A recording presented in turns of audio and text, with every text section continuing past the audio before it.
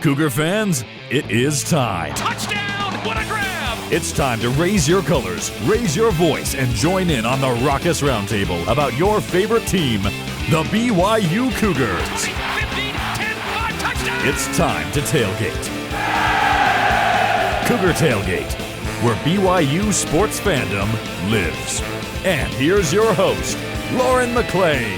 What's up, Cougar Nation? I'm Lauren McClain, and we're here to tailgate with you, doing what we do best, talking all things BYU Cougars. For this week's roundtable discussion, we have the 1984 championship running back, the Turbo Tongan, Lakei Heimuli, and his sons, BYUtv Sports Producer Hema. What's up, Hema? Malo lele. And former Stanford and BYU fullback Houston. How's it going? Guys, thank you so much for being here. This is great. Yeah, it's great to be here. Were you guys excited to be here, all three of you? A little nervous, a little... What's going to come out of all your mouths? Okay. Well, I know. You should be more nervous. I should be the nervous one, right? Well, I'm a little nervous because I don't know what these two is going to, at home, Yeah. I can control the conversation. But here, I don't know what they're going to say. So. Buckle up, BYU Nation. Heimulis with an open mic. That's scary right there. There are 5 kids in the Heimuli family. Hema, Helam, Heaven, Houston, Harrison. Yes. Is that right? All right. Yes. Lucky, what made you and Panya decide on all H names for your kids? Well, let me give you a little background. Okay. When Pina was having Hema, I wrote down the name Lakei. I named him after me. But because my wife felt like that I was a rascal during that time, she changed it to Hema, which is my brother, because he was an angel. He stayed with us when he was at BYU. So it started the H name with Hema. Okay. And then when we had Helam, we thought, okay, we got to look for an H name with the 5 letters. If you look at all the names, wow. It's like H name, Hema is 4, Helam is 5, Heaven is 6, Houston is 7, and then Harrison is 8. Oh, my gosh. So that's, we... Too much work. That is a lot of work. That is a lot of work. Yeah. But it's interesting all the how we come up with names, Yes. Yeah. So did Hema come out more like you or like your brother? Depends. Depends. No, I tell you, Hema was really, really a good child. First to have a first child like Hema, and I think that's what makes us want to have more kids. It's because he was so good, right? Yeah. But then when everybody else start coming and say, "Oh, what the heck are we doing?" Until Houston. Once that came out, dude, they were like, "This is a gold mine." Then they wanted to have even more after you. Yeah. They did. So it's crazy. Oh my gosh, I love it. Harrison is serving a mission for the church right now in Tonga. How cool is that for you? Because you were born in Tonga. I was born and raised in Tonga till I was 15. Okay. And then my family migrated to Hawaii, and it's, at first my dad wanted everybody to be sealed in a temple. Tonga didn't have a temple at the time. We were going to New Zealand. So he had an opportunity to come to Hawaii, and then he brought us to Hawaii. So he wanted our family to be sealed in the temple, and then that's how we ended up in Hawaii. Wow. Yeah, and I was raised in Tonga, speak Tongans, and then when my kids were calling and missing, I keep hoping that one of them will go to Tonga. Yeah. It wasn't until the last one, and then I think he's the righteous one. He's not the favorite one, but he's the righteous one. I was going to ask you how you pick a favorite, but you just answered it right there. That's really cool. Is he enjoying it there? He is loving it there, and I think. Not only that, but Richard Kaufusi is his mission president. Oh, there. wow. Yeah, so there's a history there with the BYU, too. Wow, so. I love it. I love that. Hema, what were family dinners like growing up? I don't know. They're pretty typical Polynesian family dinners, Like we all ate together. We all ate a lot of, Tongan food and stuff like that. But that's a difficult question because me and my brothers were constantly eating all the time. So, family dinners is would just happen to coordinate everyone eating at the same time. But we were mostly eating all day kind of thing. Yeah, but if you're late to the dinner table, you miss all the good stuff. All the good stuff is gone. That's true. So here's a good story about family dinners. Was it you that was choking? So I was just about to say. Okay, share the same you can tell the Let's hear story. it. Let's hear it. So if you're at dinner, you're trying to consume as much as you can because everyone's eating. I was always the first one there, and I was big. I was a chubby kid, still am. But I remember one time I was just scarfing down some food, like absolutely just destroying my meal, not even chewing. And, you know, everyone's kind of just chatting and everyone's just having fun. And all of a sudden, I'm just like, because I'm just full of food. And my brother's over there washing the dishes. It's Hema, and he's just like, my mom's freaking out. She's not the most like calm person. Like she'll freak out. Yeah, she freaks out.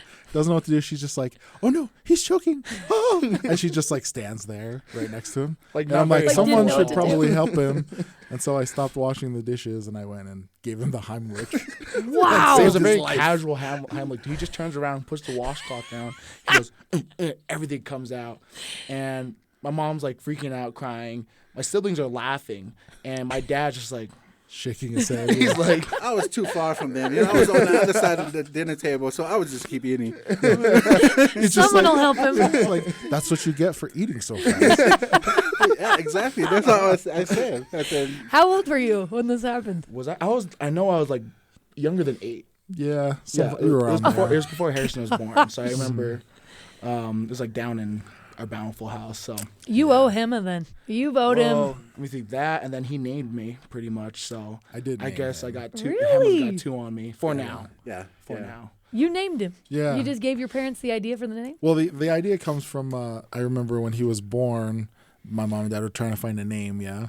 And we had just seen Apollo 13. Apollo 13. At the movie theater. And I was like, oh, that'd be funny if his name was Houston. And then whenever something happened, we could be like, Houston, we have a problem. Yeah. It literally was a pun. It was a pun. Yeah. And Lakei, were you like, I actually like it? Oh, I did. I said, oh, yeah. It fits the 8's name. Yeah, it was perfect. It was should kick my mom's belly then. No, stop it. I actually love it. I think it's awesome. Houston, what role did football play in the lives of you guys growing up? Did you guys play a lot in the backyard? Did you watch it a lot? What role did it play? I would say everything. Like, I think football made an impact more than I think anyone would ever know. It's, growing up, watching our dad play football. We all played. Hema played, Heelan played, I played, Harrison played. And it's because of those same experiences, that brought my dad to Utah. My parents met because of football. My whole family, I really do think football plays a really pivotal role in how we were raised and how we even came to be. So, yeah, not only that, but football, it was a big role. For me, it was, as a parent at the time, we just wanted to keep the kids busy. Yeah. I think we moved back. We were living in San Diego in 92. We moved back to Utah in 92.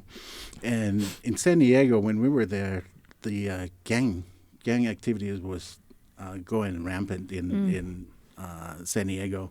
So when we moved, I said, we're going to raise our kids in Utah. So we moved back to Utah, West Valley, and the gang. And then we said, okay, we're going to move to a place where the kids don't have to choose between the gang. Yeah. And so that's how we ended up in Bountiful. Yeah. And then we keep the kids so they don't go after school and mess around. Yeah. So we keep them busy. Right after school, it's football, and then football, or if they have church activities, they do that, and then after that, it's home and sleep. So we keep them tired, so they can go home and sleep instead of going sneaking around the neighborhood. That's interesting because I just watched Tony Finau on that Netflix series that he's in, Full Swing or something like that, and his dad mentioned that exact same thing. They grew up in West Valley, and he said, I just wanted to keep him busy. He said I didn't want him to get him involved in all that stuff. So you have one girl amongst the boys, Lakei. Was she into football and sports as well, or what was that like? I always say that if she was a boy, she'll be my All-American. Yeah. Really? Yeah, she's tough. Oh, she was rough. She played soccer when she was just a young one, and she was elbowing kids so she can get and I said, man, she's got it. Same in volleyball. When she played volleyball, a little older, she was mean, man. Yeah, mean. I remember we were little and we had boxing gloves. We bought those 2 pairs, and we were all just playing around. And Heaven's like, "Oh, like let's fight." I was like, "Okay, like I'll take it easy on my sister." But she started throwing punches. She's like 1-2. And I was like, I was getting like actually worked. I was like, "Oh, stop." Well, she had to. What do you expect? She got 4 brothers. But we were just like sparring and like thudding each other, and then she's like, "Pow, pow." She's doing the. all of a sudden she got the Ali feet, starts I shuffling know. like, yo. I love it. I love it. Lakei, you left BYU as its all-time leading rusher, national championship in your back pocket, heels of the successes of Jim McMahon, Steve Young, playing for one of the greatest college football coaches in history, LaVell Edwards. When you look back, how would you describe that time in your life? Because it probably kind of seems a little bit surreal now, a number of years later. How would you describe it? It was, I think it was the greatest time for an athlete to grow up and then play under a head coach who loves you first before football, So I think I contribute a lot of my success to him because of the way he handled adversity, the way he talked to his players. I don't think that I ever played for anybody who was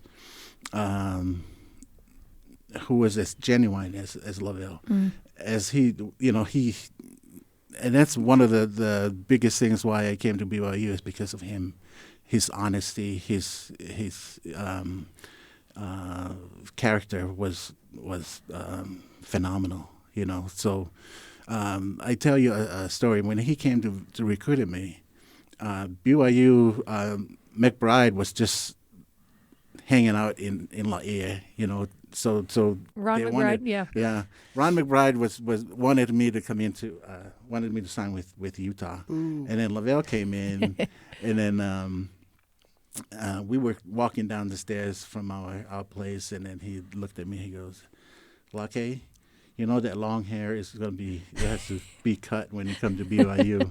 And then I said, "Do I have to?" He said, "Yes, you have to." So, I mean, right then I knew he was a man of character. Yeah. And then and I tell you, I tried to grow my hair when I was playing for LaVell, and then I never get to see LaVell during the week or other than practice. Right? I'll show up at practice, and then I don't hang out around the football office because he's going to call me to his office, and I don't like the small talk with LaVell because I always get nervous, But then every month before we get our checks, we get a little green dot on our sign-up sheets, and then the green dot is just see LaVell first before you get your check. So he took that opportunity to have a little one-on-one with me, tell me, okay, how you doing? I'd never get to see you outside the practice and stuff, but he was kind of like the father figure for me while I was away from home, And I tell you, you'll never run into or being coached by a man like that, I love that. Yeah. And he's looking down at heaven from heaven right now and saying, "Lakei, you have a ponytail again." what are we going to do about that? Handshake. I told you, and you got a beard. I told you not to do that. I know, but things change at BYU nowadays. That's right. It actually is true. Hema and Houston, what's one of your favorite stories that your dad told you from his playing days? And I know I read an article, you guys have talked about this before, that you didn't talk a lot about the national championship with your kids growing up, but what's one of the favorite stories that he's told you from his playing days? Start with Hema. One of my favorite stories. There's so many, but one of my favorites. I'll start with. It has to do with the late Coach French, and there was a game where our Uncle Vi he fumbled 2 or 3 times or once or twice or something like that. He fumbled, and after the play, Coach French comes up to my dad and just starts yelling at him, just reaming into him because he thought he was Vi. And so, Really? But my dad, he doesn't say anything. He just sits there and he's just nodding, just taking it or whatever. And then Coach French, runs out of air and then leaves in a huff, and my dad just didn't say anything, right? And then much later in the game, Coach French comes back. He's like, "Lakei, why didn't you tell me I was yelling at you and not Vi?" And my dad basically he said Vi's got a hard enough time right now. He needs to figure it out. So Yeah, and then just a little background to that too is that Vi and Keala just had Landon. And then they were traveling with us to the. And we're talking about Vi Sika Hema, right? Vi Sika Hema. Yeah, Elder okay. Sika Hema. Elder. Excuse me, Sika Hema. Elder. And they just had Landon, and this is the Citrus Bowl in Florida, and Landon was having a hard time sleeping that night, and I knew Vi knock on our door late morning. He say, "Hey, can I come in and sleep? Because Landon's just crying." So we knew going into the game that he's going to be tired. Yeah. And then I think that's a little bit of distractions that during that game, and then I don't blame him. And then when Coach Franz, I wasn't even to the sideline then. He met me halfway, and he was just reaming me. You're like, what did I do? Yeah. And then I just went and sat down, and then I just nodded my head. I said, just go away. That's And then amazing. he finally left, but yeah. Vi better have thanked you for taking the heat for him. It's a lot. Houston, what's one of your favorite That stories? actually is like my favorite story. And one thing, it's not really a story, but just like my dad would like throw in side commentary to like rewatch like this 84 year like highlight. And I would just like sit there and hear my dad. He'd be like, "Oh yeah, I tore that guy's ACL." Very like nonchalant. And it was like Michigan, and the guy intercepted the ball. And my dad just comes flying, like not even like, some people are pretty hesitant to like hit on an interception, but also you see this 35 flash and just take out this guy. And just very casually, I'm like, that's a hard hit. He's like, "Yeah, I hurt his ACL." Or like he would demolish this guy on a, with, I think it was Kelly Smith was running behind him. And he's like, "Oh yeah, I beat him." I'm like, "You beat him? You laid him in the floor." He's like, he disintegrated. Like, I think they said disintegrating block, but it's the side commentary, even to this day, is like the funniest thing for me to watch and to listen as my dad talks about that year. I love that. That's so cool. How do you guys stay close as a family? What are some of the fun things that you do together, Houston? Growing up as a kid, we used to have a monthly meeting with like all the Heimulis in Utah. Like my uncle Hema, who played here in the 90s, my dad, any other Heimuli family that's here in Utah, we would pick a place, someone's house, and we all come together, meet, bring food, big potluck, and it's almost like a family home evening on Sundays as well. So it was, I feel like that still is why I'm still pretty tight with at least this side's Heimuli family, and even my cousins I still chat to. Lakei, was that something that was important for you? Obviously, family, you got a lot of kids, you have a lot of siblings, and they're all around. Was that something that was important to you and your wife as you started having children? It was. And then I think we thought that it's so important for the kids to know their cousins and their families. And it was also important for my dad to have everybody get together once a month on Sundays to, just talk, share foods, and socialize. Yeah. And then we, at the end of each meeting, it's like he say a few, he's a man of a few words, and then he'll say,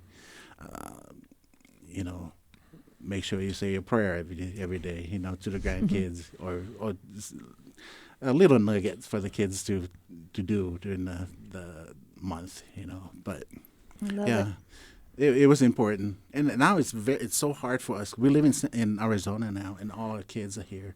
We try to get to Utah all the time, but every time we get to Utah, one of our kids will say, "Okay, Mom and Dad's are here. Why don't we get together?" Like Sunday, Hema's wife texts, "Let's get together on Sunday. Mom and Dad's are here." So we did get together. We try to get together every time we're in town.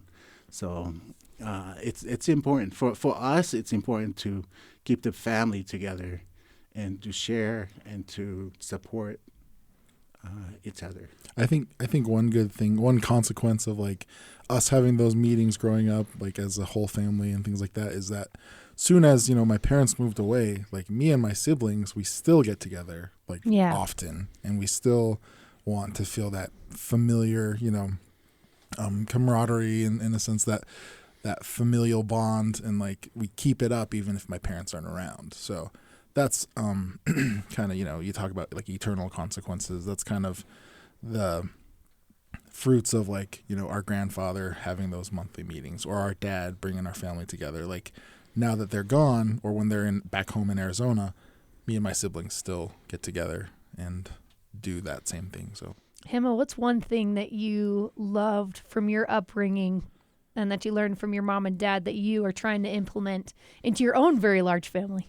Oh, I mean, mostly, the importance of family. Like one thing I remember my parents teaching us is like, they basically, we fought, like we squabbled, and like and stuff like that. But it was never super serious because, we knew that once we got outside of our house, we were on the same team, like, so I would walk my siblings to school and back and all that stuff because like Pick us up from school too. yeah, because I'm supposed to protect them, be in charge of them, as a family we do that, and so I try to teach my children now that, yeah, like you bicker and fight sometimes because you're kids, but you're on the same team and you guys love each other, and when you're outside of the house, that's all you have is each other. And that's the sort of thing that I learned that I'm teaching my children right now. So. I love that. What about for you, Houston? Yeah, and I would say I'm very spoiled in the sense I'm the second youngest. So I had, my parents, my oldest brother, who's always taking care of us, and kind of just the message of like, you take care of family. Like that's, there's a phrase, it takes a village. It really does. It takes everyone to raise everyone. And my goal is to, if someone needs help, if someone needs something like service, like willingly give. That's what I learned from my dad. He would do things for us without even saying anything, or even people in our ward. Someone's moving, someone needs help. My dad's just there automatically, nothing said. And that's, I think, a big trait that I still want to implement. Just service and do what you want to do for your family and friends. I love that so much. We're going to do a little bit of a trivia to see how well you guys know your dad's BYU career. Hema, don't look. I don't need that. All right, here we go. Here. Number one is, so Lakei, this is just for your sons here. Where does Lakei rank all time on the BYU rushing yard ranking? Currently? 10th. 7th. You're both wrong. They come on. Your dad's higher than that, guys. 7th. Give me some credit. All right, here we go. How many total rushing yards did Lakei have in his career? We'll let you get kind of an about number. What's your guess, Hema? Let's see. You were there 3 years, right? Or did you do 4? I was 4, but I play mainly 3. Lakei, do you know the answer to this? Do you know how many yards? I know it's over 2,000. Okay. Yep. He's right. 3,048.